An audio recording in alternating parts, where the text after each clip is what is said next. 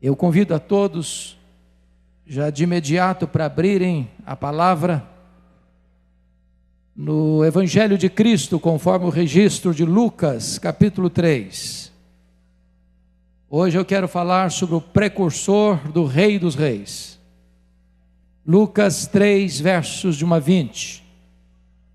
Peço a você que, após a leitura do texto, mantenha sua Bíblia aberta nesta passagem para considerar comigo a exposição do texto. Lucas capítulo 3. O 15º ano do reinado de Tibério César, sendo Pôncio Pilatos governador da Judeia, Herodes tetrarca da Galileia, seu irmão Filipe tetrarca da região da Itureia e Traconites, e Lisânias tetrarca de Abilene, sendo os sumos sacerdotes Anás e Caifás, veio a palavra de Deus a João, filho de Zacarias, no deserto.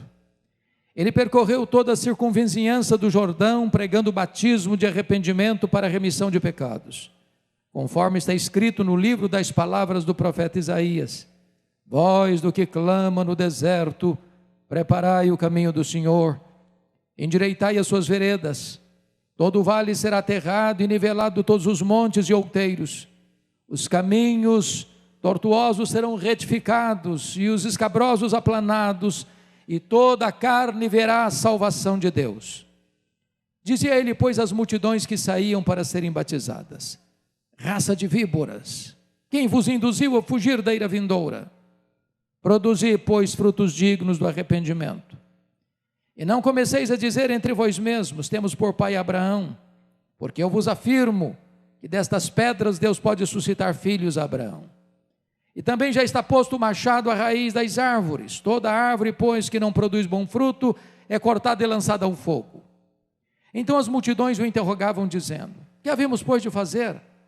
Respondeu-lhes: quem tiver 2 túnicas, reparta com quem não tem, e quem tiver comida, faça o mesmo. Foram também publicanos para serem batizados e perguntaram-lhe: mestre, que havemos de fazer? Respondeu-lhes: não cobreis mais do que o estipulado. Também soldados lhe perguntaram: e nós, que faremos? E ele lhes disse: a ninguém maltrateis, não deis denúncia falsa, e contentai-vos com o vosso soldo. Estando o povo na expectativa e discorrendo todos no seu íntimo a respeito de João, se não seria ele, porventura, o próprio Cristo, disse João a todos: eu, na verdade, vos batizo com água, mas vem o que é mais poderoso do que eu, do qual não sou digno de desatar-lhe as correias das sandálias. Ele vos batizará com o Espírito Santo e com fogo. A sua pá ele a tem na mão para limpar completamente a sua eira e recolher trigo no seu celeiro, porém queimará palha em fogo inextinguível. Assim, pois, com muitas outras exortações, anunciava o evangelho ao povo. Mas Herodes, o tetrarca, sendo repreendido por ele, por causa de Herodias, mulher de seu irmão, e por todas as maldades que o mesmo Herodes havia feito, acrescentou ainda sobre todas a de lançar João no cárcere. Meus irmãos, João Batista é uma das figuras mais emblemáticas da Bíblia e da história. João Batista era aquele tipo de homem que se alegrava com Jesus antes de nascer. Seu nascimento foi um milagre, sua vida foi um portento, sua morte foi um mistério. Ninguém recebeu elogio tão elevado dos lábios de Jesus do que João Batista. Foi Jesus quem disse: dentre os nascidos de mulher, ninguém foi maior do que João. O propósito de Lucas, que era médico e historiador, nesse texto, é nos apresentar João e mostrar para nós como estava o mundo, o pano de fundo, político e religioso, quando este homem entra na história. E Lucas adota uma metodologia, ele parte do geral para o particular, do império para a província de Israel.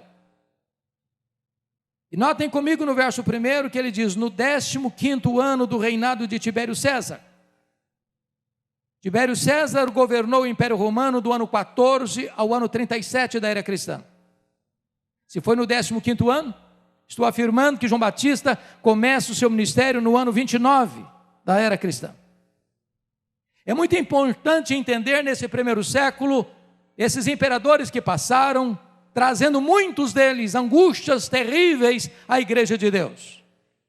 Começa com Júlio César, é sucedido por César Augusto, que governa do ano 27 a.C. ao ano 14 depois de Cristo. Foi no seu governo que Jesus nasceu. E é sucedido por Tibério César, que era filho adotivo dele, que governa do ano 14 ao ano 37 da era cristã. Foi no governo dele que Jesus morreu. E foi sucedido por Gaio, ou Calígula, que governa do ano 37 ao ano 41. Que foi sucedido por Cláudio, que governa do ano 41 ao ano 54, quando há uma grande fome no mundo, e os judeus são expulsos de Roma. Que foi sucedido por Nero, que governa de 54 a 68, quando Roma é incendiada, e os apóstolos Paulo e Pedro são martirizados. E foi sucedido por Vespasiano, que governa de 68 a 81, quando então o Coliseu Romano é inaugurado e Jerusalém é tomada, que foi sucedido por Domiciano, que governa do ano 81 ao ano 96, que deporta o apóstolo João para a ilha vulcânica do Mar Egeu, a ilha de Patmos, onde ele escreve o livro de Apocalipse, que foi sucedido por Galba, que tira João da ilha de Apocalipse, da ilha de Patmos, e o devolve a Éfeso para continuar o seu ministério. Se você olhar o cenário político do império, é de trazer muita angústia e muita dor para a igreja de Deus. Muitos deles, homens truculentos e sanguinários. O cenário político do império era cinzento. Mas como é que estava na província? Por favor, confira comigo, versículo 1. Sendo Pôncio Pilatos, governador da Judéia, Herodes, tetrarca da Galileia, seu irmão Filipe, tetrarca da região de Itureia e Traconice, e Lisânias, tetrarca de Abilene. Tem algo estranho aqui.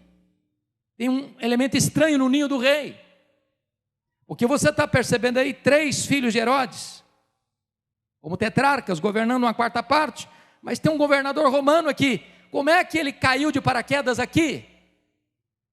Para explicar isso, eu vou precisar de um pouco de paciência de vocês, para retroceder na história, porque entendo que isso é fundamental para entendermos a entrada de João Batista na história. Vocês sabem que quando o Velho Testamento encerra, lá com Malaquias, é o Império Medo-Persa que governa o mundo. Esse império caiu nas mãos do Império Greco-Macedônio, Filipe da Macedônia, Alexandre o Grande, que espalha a cultura grega, a cultura helênica, e divulgam a língua mundial, universal, o inglês de hoje, a língua grega. Com a morte precoce de Alexandre o Grande, que morre aos 33 anos de idade, não tendo herdeiro para o trono, o seu vasto império é dividido entre 4 grandes generais. Israel ficou ora sob o governo dos egípcios, os Ptolomeus, ora sob o governo dos sírios, os Seleucidas. Foi nesse período que também foi feita a tradução do Velho Testamento para o Novo Testamento, do hebraico para o grego, a Septuaginta. Foi no período do governo Seleucida que o rei Antíoco IV, chamado de Antíoco Epifânio, profana o templo de Jerusalém, sacrificando uma porca no altar. Isso provoca uma guerra, a guerra dos Macabeus. E Matatias Macabeus e Judas Macabeus, não suportando esta afronta, este assinte, revoltam-se e entram nesta batalha e ganham a batalha, libertando Israel do poder estrangeiro, inaugurando Israel um governo chamado de Asmoneu. Porém, no ano 63 a.C., Pompeu conquista o território de Israel e agrega o território de Israel ao chamado Império Romano. E o Império Romano começa então a governar sobre Israel. Pompeu nomeou Antípater como rei sobre Israel. Com a morte dele, agora fica mais fácil entender, o seu filho Herodes, que nós chamamos de Herodes o Grande, passa a governar sobre todo o território de Israel. Esse Herodes o Grande, o pai desses meninos que estão aí no versículo 1, foi um homem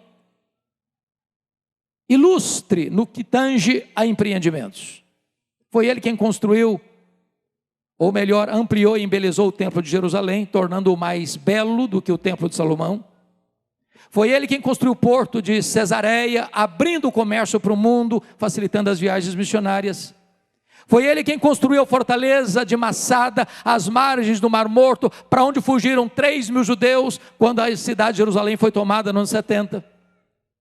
Porém, esse homem, ele era muito amante do poder e muito medroso de perder o poder. Para vocês terem uma ideia, Herodes o Grande casou-se 9 vezes. 9 vezes. Quando ele assume o governo, ele manda matar mais da metade do sinédrio, que era composto de 71 membros. Para dizer, aqui quem manda sou eu. Das suas muitas esposas, a preferida dele era Mariana, da nobreza. E quando ele assume o governo, a sua sogra, Alexandra, pede para ele nomear Aristóbulo, um menino de 17 anos, sobrinho dela, como sumo sacerdote, porque a religião já estava corrompida, e ele nomeou. O menino foi bem, e com ciúmes mandou matá-lo. A sogra fugiu para as asas de Cleópatra no Egito, e ele manda os seus emissários lá no Egito e mata a sua sogra no Egito. Quando ele retorna dessa matança, César Augusto convoca Roma para lhe dar uma descompostura e afirmou: é melhor ser filho de um porco do que ser filho de Herodes. Com medo, porque a família da mulher dele, a preferida, Mariana da nobreza, está sendo assassinada por ele, com medo dela revoltar-se contra ele na sua ausência, antes de viajar para Roma, mata a sua mulher preferida. Quando ele retorna de Roma, ele manda 2 filhos para Roma estudar. Salomé, sua irmã, pior do que ele, disse: quando os meninos voltarem, eles estarão mais aptos para governar do que você. Ele não titubeou, mandou estrangular os 2 filhos. Quando ele estava para morrer, na estância mineral de Jericó, ele fez a sua irmã Salomé jurar para ele: no dia da minha morte, você vai matar um membro de cada família nobre de Jerusalém, porque eu preciso ter sangue e lágrimas no meu funeral. Bom, isso ajuda você a entender um versículo que por anos eu não entendia. Lá em Mateus 2, diz que quando os magos vieram do Oriente, chegaram em Jerusalém e fizeram a pergunta: onde está o recém-nascido rei dos judeus? Vimos a sua estrela no Oriente e viemos para adorá-lo. E diz a Bíblia que o rei Herodes ficou alarmado e com ele toda Jerusalém. Ué, mas como uma pergunta dessa alarma um rei? Como uma pergunta dessa alarma uma cidade? É que Jerusalém sabia da truculência desse homem, do que ele era capaz. Tanto é fato que ele mandou matar todas as crianças de Belém, tentando eliminar assim o Messias. Mas eu tenho uma boa notícia para lhes dar: os poderosos deste mundo também morrem. Só o Rei dos Reis, Jesus Cristo, continua no trono.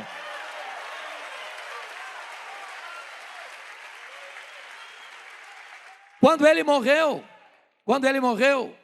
o território de Israel, que era governado por ele, vira uma região de tetrarquias, e ele nomeia, antes de morrer, 4 filhos, ou melhor, 4 filhos assumem o governo. Aqui é curioso, prefeito, que só tem 3. É um governador romano aqui. Por que parou aqui esse Pôncio Pilatos? Não é filho de Herodes? Como é que ele apareceu aqui? A explicação está em Mateus 2, 22.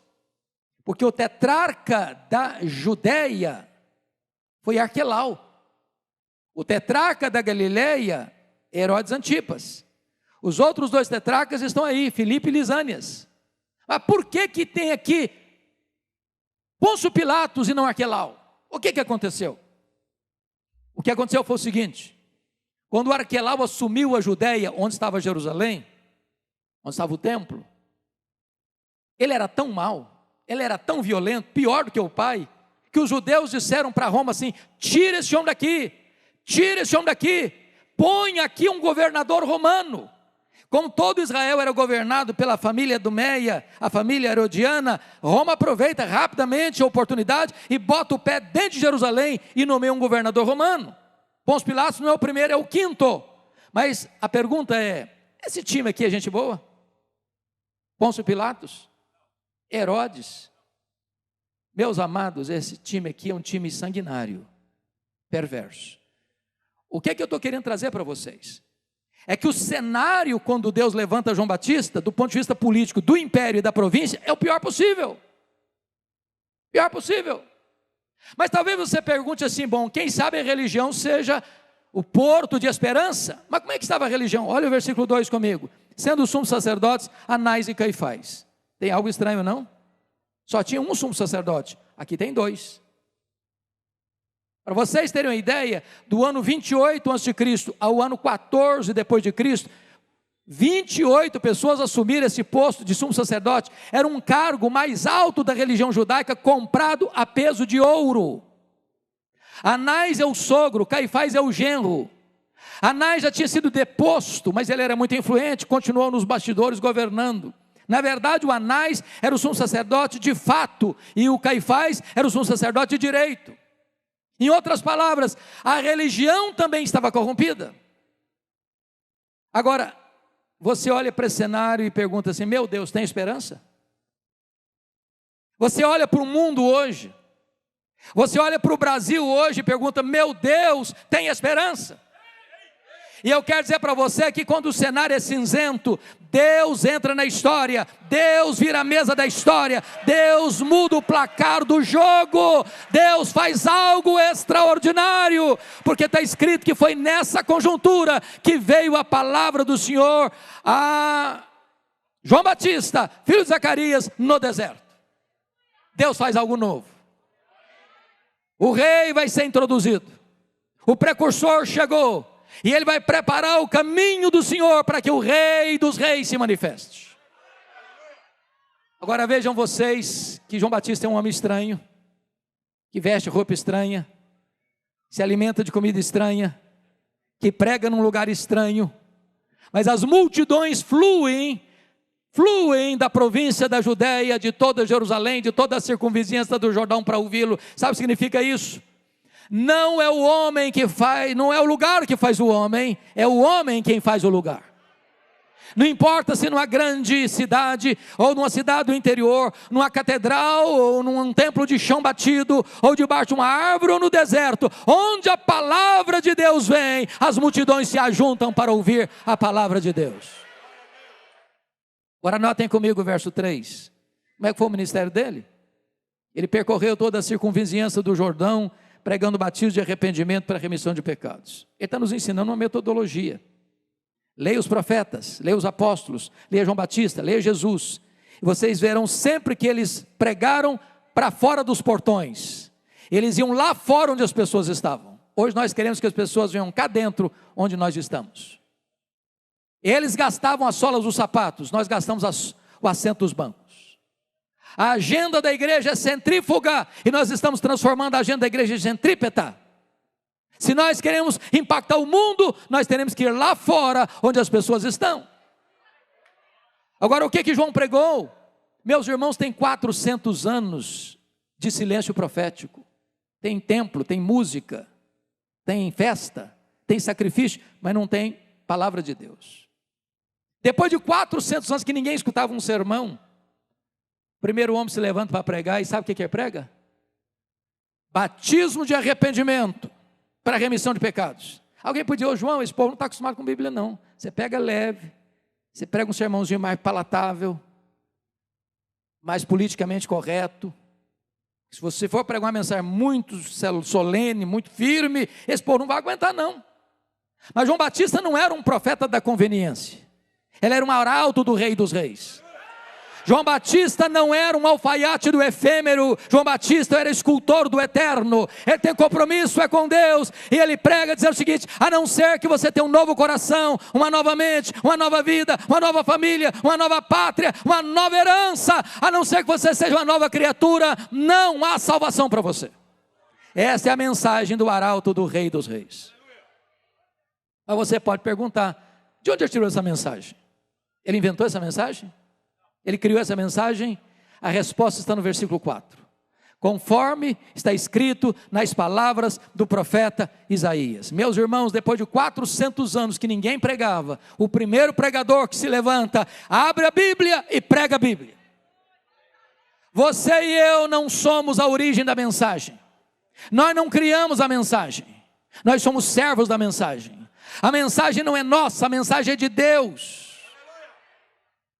Você prepara o sermão, mas a mensagem não é sua, a mensagem é de Deus. Abre a Bíblia, pregue a Bíblia, expõe a palavra de Deus.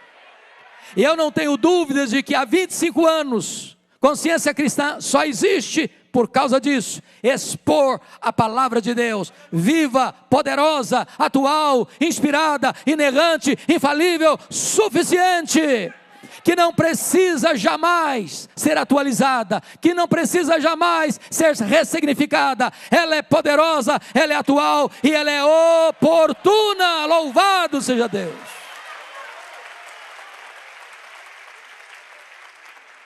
João Batista é apresentado aqui, meus irmãos, como o engenheiro de trânsito do reino de Deus. Veja comigo o versículo de número 4.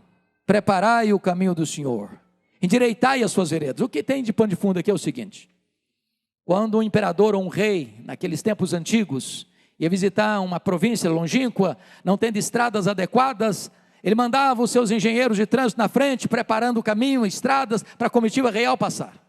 João Batista é esse engenheiro de trânsito. Ele não está falando de estrada, ele está falando do seu, do meu, do nosso coração. Preparar o caminho do Senhor para que Ele se manifeste, meus irmãos, é o que eu chamo de avivamento espiritual. Eu tive o privilégio de visitar a missão Quacis-Abanto, na África do Sul, onde aconteceu um dos maiores avivamentos do século passado, 1966. Lá eu vi um templo construído numa fazenda para 15 mil pessoas, com 3 cultos por dia. Ali cegos viram, tetraplégicos andaram. Eu ouvi pessoalmente o testemunho da regente do coral, que ficou várias horas no caixão. Ao ser levada para o cemitério, o Senhor a ressuscita. Esses relatos todos estão no livro God Among the Zulus, Deus entre os Zulus, de Kurt Koch. Ou você pode acompanhar o livro, reverendo Augusto Nicodemos compilou, Reavivamento na África do Sul. E nós perguntamos para o pastor Elo Stiggin, que foi o instrumento que Deus usou para este reavivamento: pastor, o que é avivamento? E ele respondeu para nós: avivamento é preparar o caminho do Senhor para que Ele se manifeste. A sua vida, a minha vida, a nossa vida é o caminho mediante o qual o Senhor vai se manifestar ao mundo.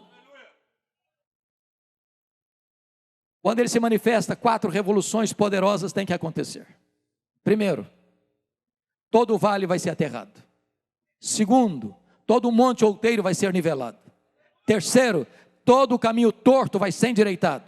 Quarto, todo o caminho escabroso vai ser aplanado. E o resultado é um grande avivamento no versículo 6. E toda a carne verá a salvação de Deus. Vale, irmão, fala daquilo que é escuro, sombrio, cavernoso. Vale fala de separação, mágoas, dores, ressentimentos. Montes, irmãos, fala de incredulidade, de soberba, de altivez. Caminho torto fala de hipocrisia. Caminho escabroso é aquilo que está fora do lugar na sua vida. Quando o Senhor Jesus vem para se manifestar, essas coisas são corrigidas, o nosso caráter é corrigido, a nossa conduta é corrigida, o nosso casamento é corrigido, a nossa família é corrigida, o nosso trabalho é corrigido, há uma limpeza plena e completa na nossa vida, e então o Senhor se manifesta na e através da nossa vida. Agora você pode perguntar assim: mas quem estava lá escutando João Batista, naquele deserto? Confira comigo o versículo 7. Ele está falando de multidões. Confira comigo, por favor, o versículo 12. Ele fala dos publicanos. Confira comigo, por favor, o versículo 14. Ele fala dos soldados. Por que eu quero ressaltar isso aqui?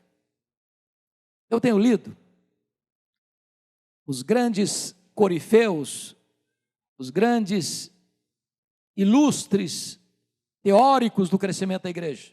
E alguns deles dizem assim: você quer uma igreja relevante? Você precisa plantar uma igreja homogênea. Eu ilustro. Eu quero uma igreja, por exemplo, para alcançar a classe média alta. Então eu vou plantar uma igreja do lado de um condomínio de luxo, para ter gente com capacidade financeira para investir no reino. Ou senão, não, eu quero plantar uma igreja para influenciar a academia, para ter gente com capacidade de reflexão, para influenciar as ideias, formadores de opinião. Vou plantar uma igreja do lado de um grande centro universitário. Ou disse, não, eu vou plantar uma igreja no bairro mais pobre da cidade, porque eu vou fazer opção pelos pobres, quero alcançar os pobres. Sabe o que eu li na Bíblia? Nada disso está lá. Nada disso. Me permita dizer isso, irmãos. A igreja de Deus é o único lugar no mundo em que o homem mais rico da cidade se assenta do lado do homem mais pobre da cidade. E eles são absolutamente iguais. A igreja de Deus é o único lugar do mundo que um diácono da igreja, sendo o maior empresário da cidade, carrega a cadeira nas costas para o pedreiro sentar e sentar com honra. Deus não olha o homem como o homem vê, Deus não olha a cor da pele, Deus não olha a conta bancária, Deus não olha o diploma da parede, Deus olha o homem criado à sua imagem, à sua semelhança, e a igreja de Deus é esse lindo mosaico, louvado seja o nome do Senhor. Mas você pode perguntar, bom, mas qual era o teor dessa mensagem do precursor do Rei dos Reis? Vejamos, olha o versículo 7 comigo. Primeiro alerta de João Batista, irmãos, é alertar sobre o perigo mortal da hipocrisia. Ele diz assim, dizia ele, pois, as multidões que saíam para serem batizadas, raça de víboras. Eu fico escandalizado, chocado, perplexo. Hoje, gente, tem 400 anos que ninguém prega. O cara se levanta para pregar o primeiro sermão e chama o auditório dele de raça de víboras. Que falta de sensibilidade, que indelicadeza. Palavras duras. Por que está falando isso? Eu só consigo interpretar Lucas 3,7 à luz de Mateus 3,7. Porque lá em Mateus 3,7 diz que no meio dessa grande multidão, João Batista veio e olha muitos fariseus e muitos saduceus vindo.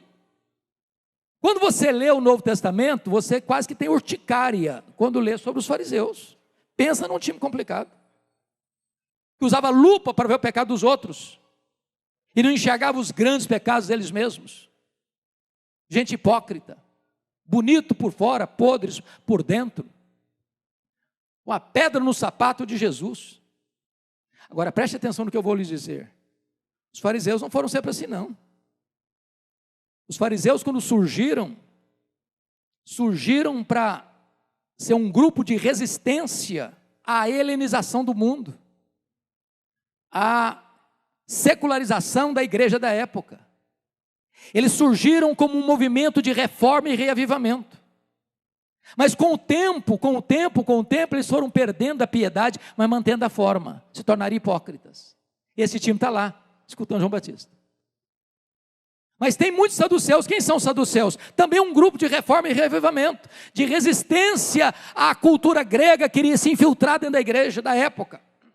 Só que os saduceus da elite da sociedade sucumbiram rapidamente à cultura grega e não acreditavam mais em ressurreição, porque os gregos não acreditavam mais em anjos, não acreditavam mais em todo o Velho Testamento, só no Pentateuco. Mais do que isso, os saduceus tornaram-se entreguistas, colaboracionistas do Império Romano, ganharam, prefeito, como moeda de troca, a mina de ouro da religião judaica, a exploração do templo. Tudo, meus irmãos, girava em torno do templo. Nas festas, caravanas do mundo inteiro vinham a Jerusalém. Preste atenção nisso, nenhum adorador podia usar a moeda estrangeira para comprar qualquer sacrifício, um cordeiro, uma pomba, uma rola, tinha que trocar a moeda lá na praça do templo, com os cambistas que cobravam taxas abusivas. Nenhum adorador podia trazer de casa um cordeiro para sacrificar, tinha que comprar lá na praça do templo, por preços abusivos. A praça do templo era cheia de mesas de cambistas, de currais de ovelhas, de gaiolas, de pombas e de rolas, e Jesus pegou o chicote e saiu chicoteando, virando as mesas dos cambistas, abrindo os currais, abrindo as gaiolas, e vocês transformaram a casa do meu pai, que é casa de oração, em covil de salteadores. O que é covil? É um lugar que o ladrão rouba e foge para lá para se esconder. João Batista está vendo essa gente aí vindo, e quando ele vê fariseus e saduceus, ele diz, raça de víboras. Mas por que ele diz isso? Porque a hipocrisia, meus irmãos, é pior do que o veneno das víboras. O veneno das víboras foi colocado por Deus, mas a hipocrisia é colocada pelo diabo. Segundo alerta de João Batista, ele alerta, irmãos, preste atenção nisso, sobre o perigo real do inferno. Eu fico chocado de novo, quase que escandalizado. É o primeiro sermão, depois de 400 anos, tem tanta coisa boa para pregar. Podia falar sobre o amor de Deus, a graça de Deus, a bondade de Deus, a fidelidade de Deus. O cara vai pregar sobre o inferno. Já pensou num negócio desse? Eu estou com vários pastores, colegas aqui. Nenhum pastor, ao pregar um sermão sobre o inferno, recebe um tapinha nas costas, na porta da igreja, diz: pastor, que sermão maravilhoso que o senhor pregou hoje. Eu estou indo para casa até mais leve hoje. Não dá ibope, irmãos, não dá, não é palatável. Mas me permita dizer isso a você nessa noite: é melhor você escutar sobre o inferno do que ir para o inferno. Terceira ênfase de João Batista: o perigo real do falso arrependimento. Olha aí comigo o versículo 8: produzir, pois, frutos dignos do arrependimento. Irmãos, por que isso aqui é importante frisar agora?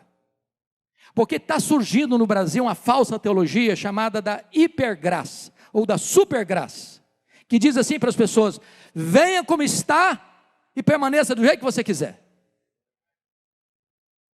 É a heresia que diz que a graça justifica o pecado e não o pecador. São as chamadas igrejas inclusivas. Vale tudo, você escolhe, ninguém tem nada a ver com a sua vida. Mas isso não é evangelho. O evangelho transforma, o evangelho dá uma nova vida, o evangelho fala de uma nova esperança. Cuidado com o falso arrependimento. Não é arrependimento e novamente arrependimento, é arrependimento e frutos dignos de arrependimento.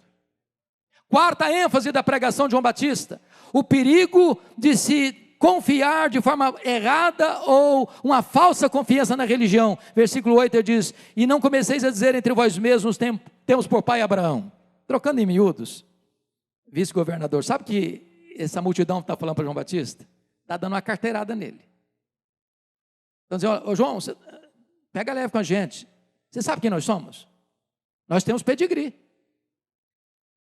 Nós somos filhos de Abraão. Tem sangue de Abraão correndo em nossas veias. Você está pensando o quê? Você sabe com quem está falando? Agora preste atenção nisso. Os verdadeiros filhos de Abraão não são aqueles que têm o sangue de Abraão correndo em suas veias. Os verdadeiros filhos de Abraão são aqueles que têm a fé de Abraão habitando em seu coração. Se você hoje crê no Senhor Jesus, você é verdadeiramente filho de Abraão. Tem muita gente colocando a confiança de forma errada, irmãos. Às vezes eu pergunto assim: e você está seguro da sua salvação? Claro, eu sou um calvinista convicto.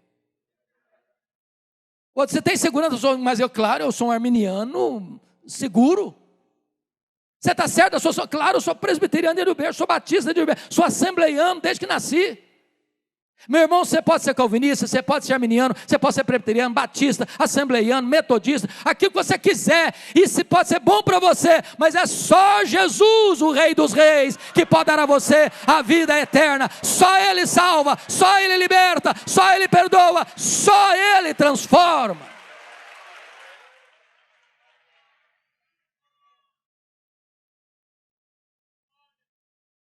Quinto lugar, ele alerta sobre o perigo da vida infrutífera, no versículo 9. Também já está posto o machado à raiz das árvores. Toda árvore, pois que não produz bom fruto, é cortada e lançada no fogo. Você quer saber se um cara é crente mesmo? Não escute o que ele fala. Veja o fruto que ele produz. Bom, você pode perguntar de novo o texto. Bom, esse tipo de sermão produz efeito? Dá resultado? Vejamos. Olhem comigo os versos 10 e 11. Em tempos de avivamento, irmãos, eu chamo isso aqui de um avivamento, o apelo não parte do pregador para o auditório, mas do auditório para o pregador. É a multidão que está perguntando para João: João, o que nós vamos fazer com esse sermão seu sobre arrependimento? E ele respondeu assim: quem tiver 2 túnicas, dê uma para quem não tem, quem tiver comida, faça o mesmo. Bom, notinha de rodapé, aquele tempo era diferente do nosso. Eu tenho segurança disso. Todos nós que estamos aqui nesse auditório, se abrirmos o guarda-roupa, temos mais roupa do que precisamos. Estamos comprando mais. Naquela época não era assim. O camarada comprava uma túnica, ou mandava fazer, ou ele mesmo fazia, e usava a túnica até acabar. Quem tinha 2 túnicas era só fulano. E João está dizendo o seguinte: você tem 2, dê uma para quem não tem. Tem comida em casa? Dá comida para os outros, para quem está com fome. Em outras palavras, você quer saber se o cara é crente mesmo? Veja se ele é generoso. Generoso. Não combina crente sovina. Não combina crente mão de vaca. Não combina crente avarento. Crente tem o coração aberto. Crente tem a mão aberta. Crente tem o bolso aberto. Crente tem a casa aberta. Crente é generoso. Agora preste atenção. Generosidade não é arrependimento. Ninguém vai para o céu porque dá roupa, porque dá comida para as pessoas. Generosidade não é arrependimento. Generosidade é a evidência do verdadeiro arrependimento e não um substituto do arrependimento. Mas vamos ver agora, segunda reação, está aí comigo, confira, versículos 12 e 13. Foram também publicanos para serem batizados e perguntaram-lhe: mestre, que havemos de fazer? Respondeu-lhe: não cobreis mais do que o estipulado. Bom, estou falando agora de Receita Federal. Estou falando do leão. Eu quero dizer para você que o leão está de olho em você.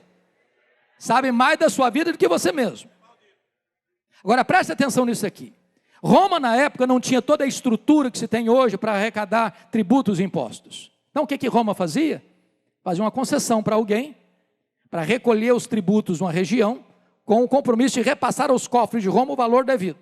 Só que Roma não se importava se essa pessoa cobrasse muito mais para embolsar o resto da grana.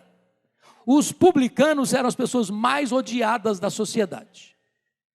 Bom, os publicanos estão lá escutando João Batista, os cobradores de impostos, perguntando: ô mestre, e nós? Vamos fazer o que com esse sermão seu? Ele responde assim: não cobreis mais do que o estipulado. Você quer saber se o cara é crente mesmo? Veja se ele é honesto em seus negócios.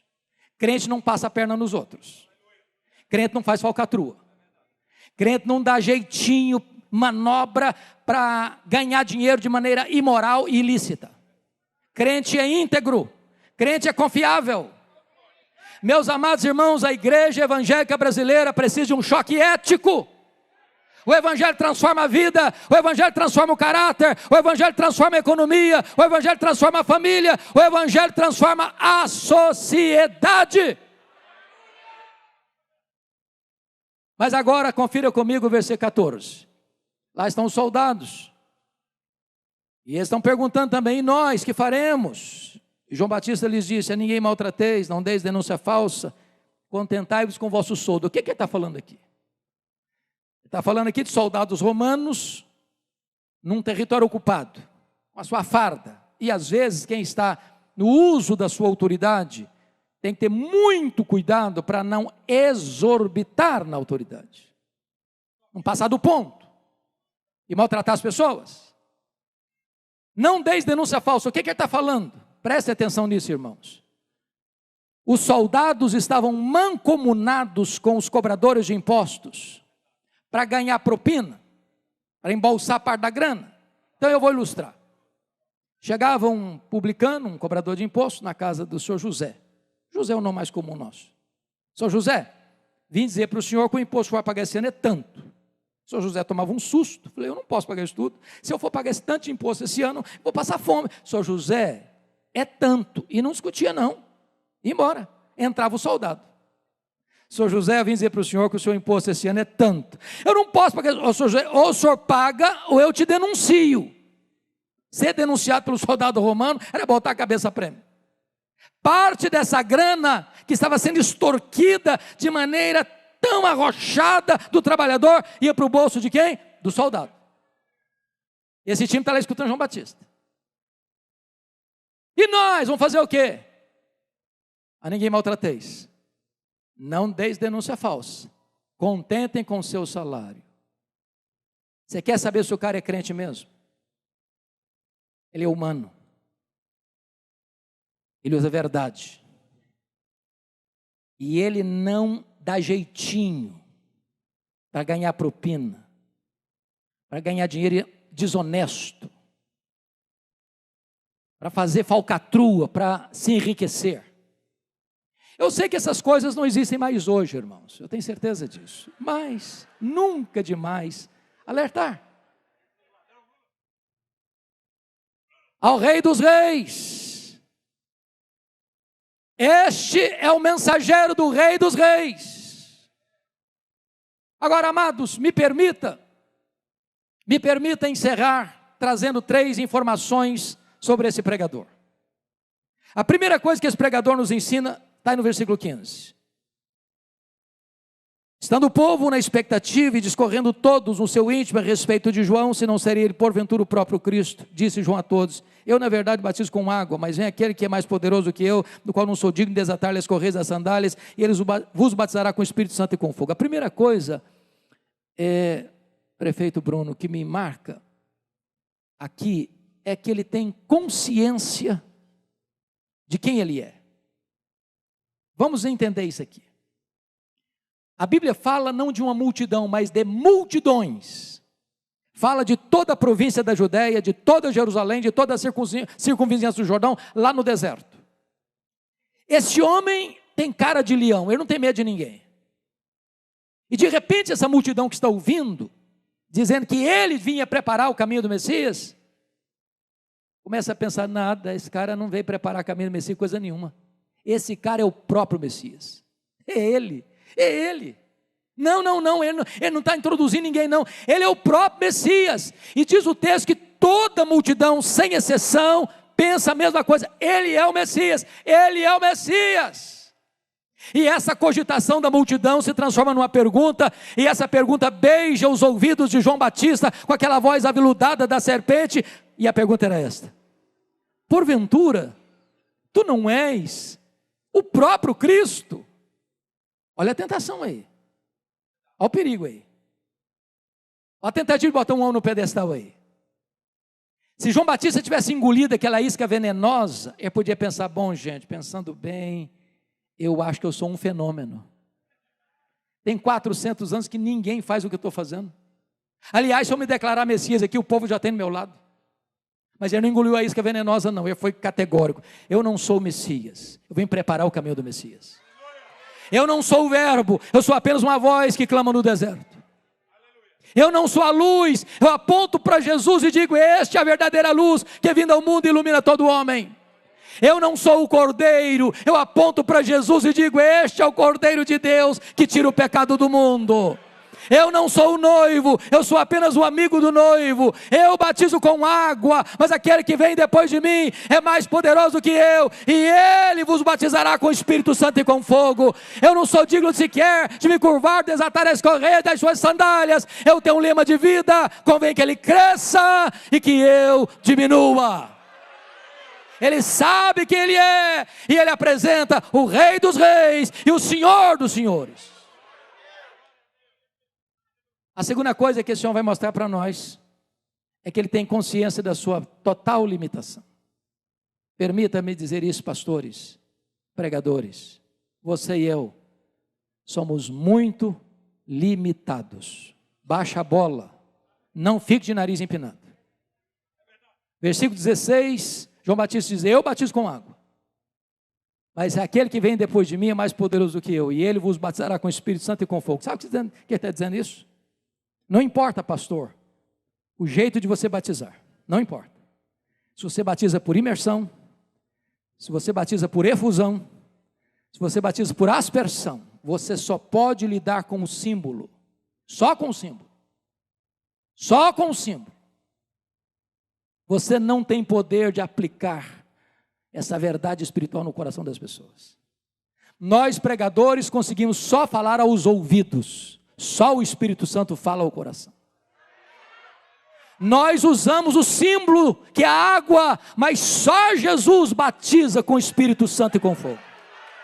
Nós, pastores, podemos pegar os elementos da ceia, partir o pão e distribuir o vinho, mas só o Espírito Santo pode tornar esses elementos eficazes com meio de graça para encorajar e abençoar o seu coração. Em outras palavras, nós somos limitadíssimos. Pregamos a palavra viva, toda poderosa, mas o vaso é de barro, para que a excelência do poder seja toda de Deus. porque dele e por meio dele e para ele são todas as coisas. A ele a honra, a ele a glória, a ele o louvor pelos séculos dos séculos. Mas finalmente, queridos, e eu termino aqui, em último lugar, João Batista é apresentado aqui não só como um homem que sabe quem é e tem consciência da sua limitação, mas ele é também um homem corajoso. Confira comigo os versos 19 e 20. Mas Herodes, o tetrarca, sendo repreendido por ele por causa de Herodias, mulher de seu irmão, por todas as maldades que o mesmo Herodes havia feito, acrescentou ainda sobre todas a de lançar João no cárcere. Vamos entender isso aqui. Eu disse para vocês lá no começo, que Herodes o Grande, e a Bíblia fala de 4 Herodes, né? Herodes o Grande, Herodes Antipas, que é esse aqui do verso 1, Herodes Agripa I, mandou matar o apóstolo Tiago lá em Jerusalém, capítulo 12 de Atos, e Herodes Agripa II, está lá em Atos 26, e Paulo diz para Paulo, por pouco me persuades a me fazer um cristão. Esse Herodes aqui, filho do Herodes o Grande, então Herodes o Grande já tinha 9 esposas, e tinha uma família que eu chamaria de disfuncional, meio irmãos, né? Dos filhos muitos de Herodes, 4 receberam poder político. Arquelau, que foi deposto, Herodes Antipas, tetrarca da Galileia, Filipe, esse Filipe aqui é o Filipe II, e Lisânias. Mas ele tinha muitos outros filhos, dentre eles o Filipe I, que morava em Roma. Um dia, o Herodes Antipas, da Galileia, vai em Roma e se engraça com a cunhada dele, a Herodias. A Herodias era filha de Aristóbulo, que também era filho de Herodes o Grande. Em outras palavras, Herodias era a sobrinha de Herodes Antipas. O pecado dele não foi só de adultério, não, foi também de incesto. E aí ele se engraça com a cunhada. O Herodes Antipas era casado com a filha do rei Aretas. E Herodias diz para ele assim, se você prometer para mim que vai se divorciar da sua mulher, eu largo o seu irmão e me caso com você. E vou embora com você para Galileia. Herodes Antipas topou, e aí num dado momento, o Herodes Antipas desembarca na Galileia, com a Herodias a tiracolo. O João Batista, que era cara de leão, e não tinha medo de ninguém, comprometido com a verdade, botou o dedo na cara do Herodes Antipas e disse, não te é lícito possuir a mulher do teu irmão. Ele sabia que estava mexendo num vespeiro, num ninho de cobra. Isso lhe custou muito, passou a ser odiado. Jogaram João Batista na prisão. Que prisão? Prisão de Maquerós. Onde fica Maquerós? Do lado do Mar Morto, 45, 50 graus em média, durante o dia. Uma prisão insalubre. O precursor do Messias, o maior homem dentre os nascidos de mulheres, está preso. Preso por quê? Por pregar a verdade. Herodes até gostava de ouvi-lo. De vez em quando ele dava uma escapadinha para ouvi-lo. Mas sabe que assunto o João Batista falava com ele? Juízo final. Deixava o cara mais alarmado ainda. Aí um dia, teve uma festa, aniversário do rei, ou melhor, do tetrarca, Herodes. A filha de Herodias dançou com muita desenvoltura na festa. Eu já estava chapado, bêbado. Fez uma promessa inconsequente para a menina, e a menina, sagaz como a mãe, perguntou, mãe, o que é que eu peço? Ela respondeu, eu quero que você peça a cabeça de João numa bandeja. E agora sai o carrasco lá da Galileia, vai lá no Mar Morto, tira João da prisão, leva João para o local da execução, bota a cabeça dele num cepo, e decepa a cabeça dele com a espada. E agora chega na festa, aquele bolo macabro, aquela cabeça pingando sangue, a pedido de um rei bêbado, de uma mulher adúltera, de um adolescente inconsequente. E você sai dessa cena horrorizado, chocado, perplexo. Diz, meu Deus, que tragédia, que fim inglório, que derrota. Só que João Batista não pensava assim. João Batista entendia que é melhor você estar preso com a consciência livre do que estar livre com a consciência presa. João Batista entendia que é melhor perder a cabeça do que perder a honra. João Batista nos ensina, irmãos, que por mais amargos que sejam os tempos por vir, e por mais sofrimento que a igreja tem que enfrentar daqui para frente, eu quero lhes dizer que o céu indenizará todo o nosso sofrimento. Porque a nossa leve e momentânea tribulação produzirá para nós eterno peso de glória, acima de toda comparação.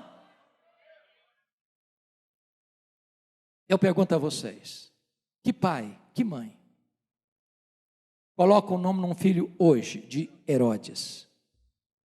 Só um louco, ou um desavisado. Mas João Batista, mesmo morto, ainda fala. João Batista, mesmo decapitado, ainda inspira, motiva, encoraja milhões e milhões de pessoas. E a minha oração, Euder, é que a história do precursor do Rei dos Reis levante uma geração de crentes maiúsculos, superlativos, que não se dobrem. Não tem tempo mais para crentes covardes. É preciso se posicionar, é preciso viver, é preciso pregar. Se preciso for, vale a pena morrer. Porque se o ideal é maior do que a vida, vale a pena dar a vida por esse ideal. Portanto, a Jesus, o Rei dos Reis, a honra, a glória, o louvor, pelos séculos dos séculos. Aleluia, aleluia, amém.